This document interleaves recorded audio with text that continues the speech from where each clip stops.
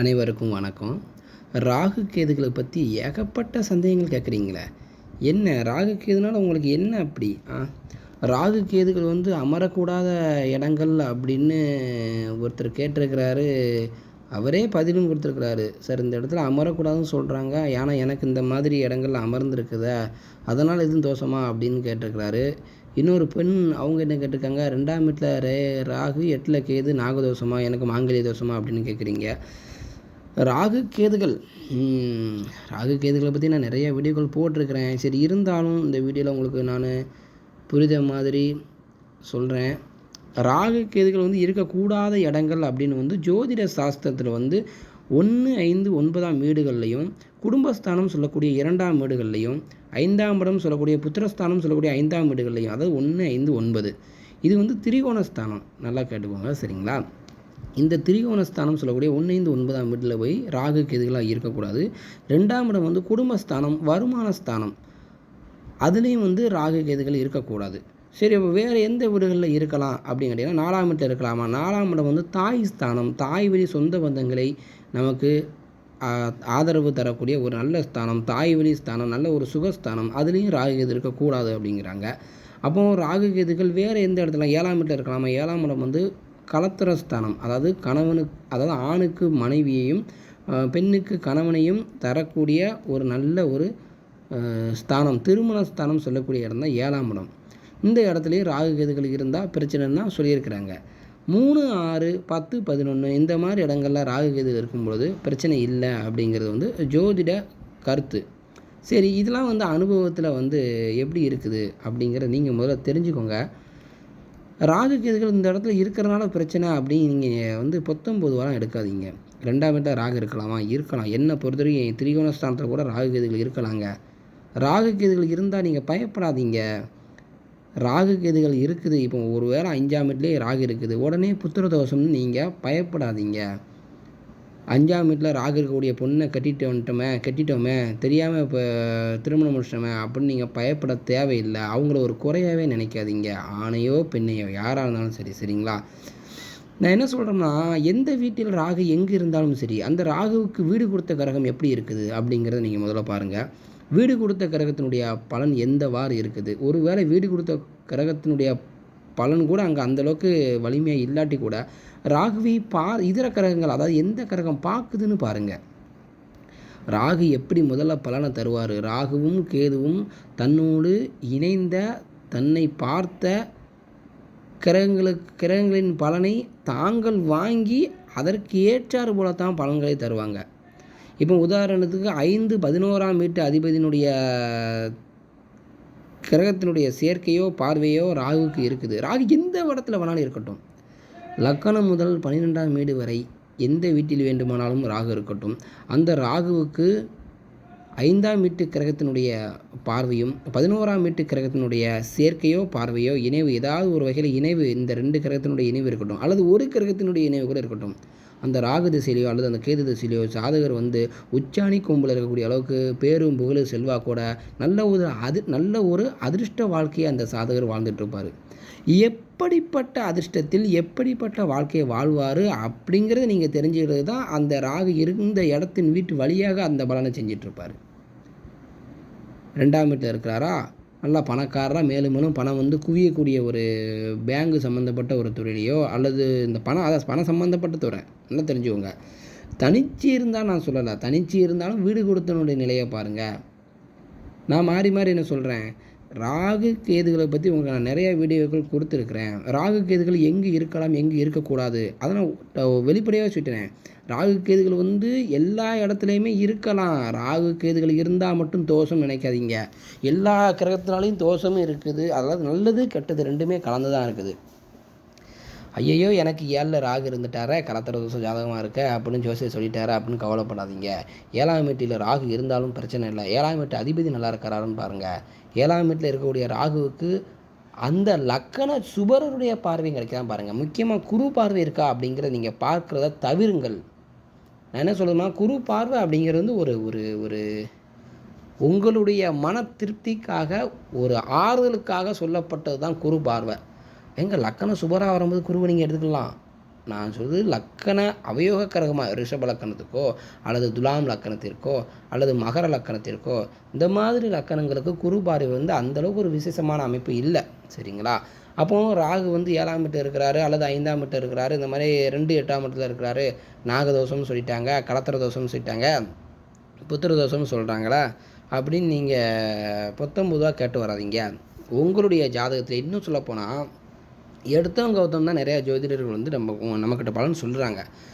தெளிவாக தெரிஞ்சுக்கோங்க. ராகு எந்த வீட்டில் இருக்கிறாரு, அந்த வீட்டு அதிபதியினுடைய நிலை என்ன நல்லா தெரிஞ்சுக்கோங்க.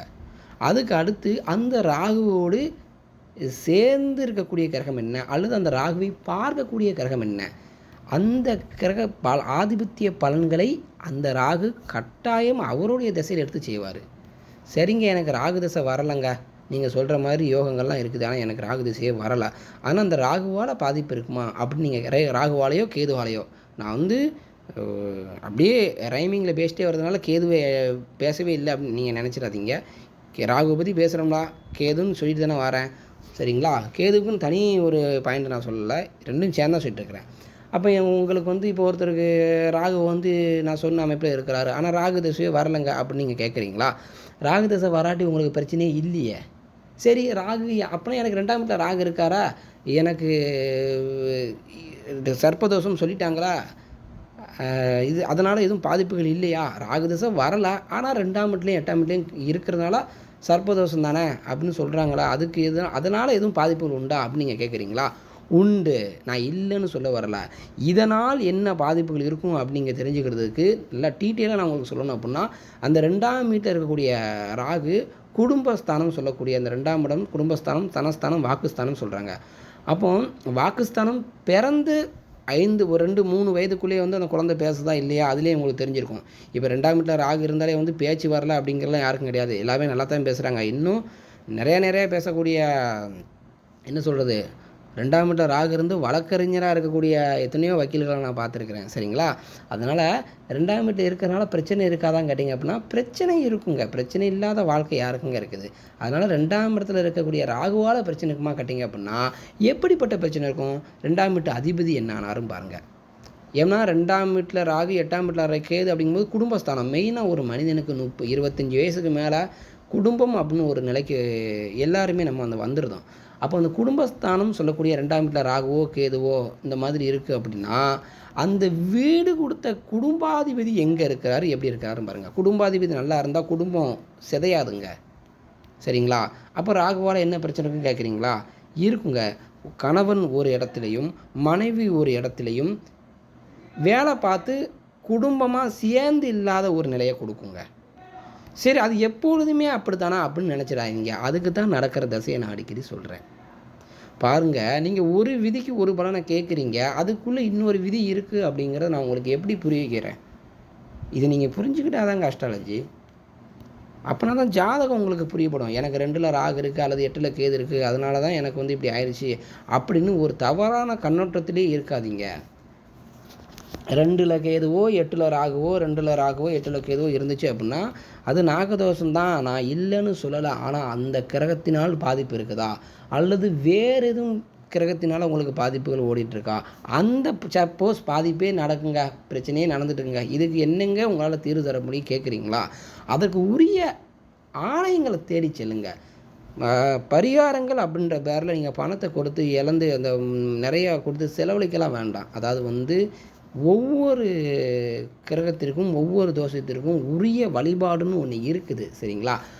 அதை வந்து முறையான ஜோசியத்தை கேட்டு தெரிஞ்சுக்கோங்க. வழிபாடுகள் வந்து நான் இந்த வீடியோவில் நான் இப்போதைக்கு சொல்லலை, நான் ஏற்கனவே என்னோடய வீடியோவில் நிறையா சொல்லியிருக்கிறேன். இப்போ இந்த பிரச்சனை இப்படிப்பட்ட பிரச்சனை இருக்குது, இதுக்கு எந்த இறை வழிபாடு மேற்கொள்ளலாம் அப்படிங்க உங்களுடைய ஜாதகத்தை பார்த்தா தான் தெரிய வரும். அப்போ சாமி கும்பிட்டா எல்லாமே சரியாக போயிருமா அப்படின்னு நீங்கள் கேட்குறீங்களா? அடுத்த கேள்வி உங்களோட கேள்வி அதுவாக தான் இருக்கும். அதுக்கும் நான் விளக்கம் கொடுக்குறேன். ஆலயங்களை தேடி போனால், அதாவது சாமி இறை வழிபாடு பண்ணுனா, இந்த கிரகத்துக்கு நீங்கள் சொல்கிறீங்களா, இதெல்லாம் வந்து என்ன, நானும் தான் ஏறாத கோயில் இல்லை, பார்க்காத சாமி இல்லை, வணங்காத நாள் இல்லை அப்படின்னு நீங்கள் சொன்னாலும் அதில் தாங்க ஒரு உள்ளார்ந்த ஒரு அர்த்தம் அடங்கி இருக்குது.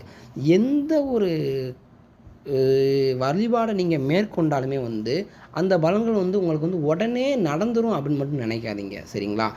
எல்லா பலன்களுமே இறை வழிபாட்டின் மூலமாக உங்களுக்கு கிடைக்கக்கூடிய எல்லா பலன்களுமே வந்து மறைமுகமாகவே தான் இருக்கும். காற்றை வந்து கண்ணால் பார்க்க முடியாது, உணரத்தாங்க முடியும். இறை வழிபாட்டின் மூலமாக நீங்கள் உணரத்தான் முடியும். அப்படி உணர்ந்தவங்க எத்தனையோ கோடி மக்கள் இருக்கிறாங்க. என்னுடைய அனுபவத்தில் நானே பார்த்துருக்கேன். சரிங்களா? அதனால் சில நேரங்களில் விரக்தியான நிலைக்கும் நம்மளை கிரகங்கள் கொண்டு போகும். அதையும் கடந்து வருவதற்கு இறை வழிபாடை நீங்கள் பிடிச்சிக்கோங்க அப்படிங்கிறத நான் சொல்கிறேன். ஆனால் இத்தனைக்கும் மேலே ஒரு மனிதன் வந்து எப்போ கடுமையான தாக்கத்துக்கு ஆளாகிறாரு, எப்போ அந்த கடுமையான பள்ளத்துலேருந்து எந்திரிச்சு வரக்கூடிய நேரம் இருக்குது, இதுக்கெல்லாம் உங்களுக்கு நடக்கக்கூடிய திசைகள் தாங்க காட்டும். அந்த திசைகள் எப்படி இருக்குது, அந்த தசா பலன்கள் எத்தனை வருடங்கள் இருக்குது, அத்தனை வருடங்களுக்கு பிறகு வரக்கூடிய திசை நல்லா நல்லா இருக்குதா, இது அத்தனையுமே வந்து நடக்கக்கூடிய அந்த உங்களுடைய ஜாதத்தை பார்த்து நடக்கிற திசையை பார்த்தா நம்ம பலன்களை கணிக்க முடியும்.